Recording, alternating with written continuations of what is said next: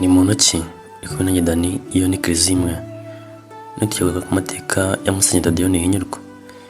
Nyiricyubahiro Musenyeri Tadeyo Ntihinyurwa yavukiye muri Paruwasi ya Kibeho Diyosezi ya Gikongoro ku 25 Nzeri 1942.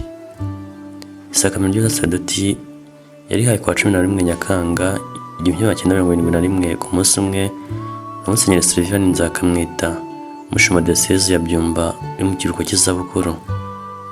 Ku 14 ugushyingo 1981 Mutagatifu Papa Yohani Pawulo yashinze Diyosezi nshya Cyangugu. Umutorera kuyibera Umwepiskopi wa mbere.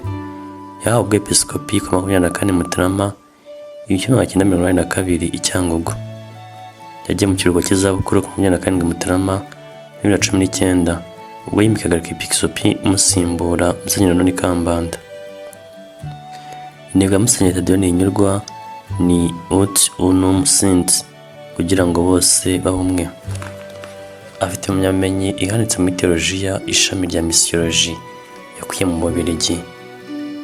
Andi matariki y'ingenzi kuri Musenyeri Tadeyo Ntihinyurwa: kuwa 3 Ukuboza 1994 Diyosezi ya Cyangugu yifatanyije no kuba umuyobozi wa Diyosezi ya Kigali Administrateur Apostolique. Ku 25 Werurwe 1996 atorerwa kuba Umwepiskopi wa Kigali. Yimika kwa 8 Mata 1996 afatanya imirimo no kuba umuyobozi wa Diyosezi ya Cyangugu kugeza ku 16 Werurwe 1997. Kwa 29 Kamena 1996 yahawe ikimenyetso cya Umwepiskopi Parium. Kuwa 8 Ukuboza 2004 kugeza ku 26 Werurwe 2006 yabaye umuyobozi wa Diyosezi ya Kabgayi. Kuva ku 29 Mutarama 2010 kugeza ku 20 Nyakanga 2013 ubwo yahaga inkoni y'ubushumba Umwepiskopi mu cya Diyosezi ya Kibungo. Nyiricyubahiro Musenyeri Antoni Kambanda yabaye umuyobozi wa Diyosezi ya Kibungo. Iyo mirimo yakoze mbere yo kuba Umwepiskopi.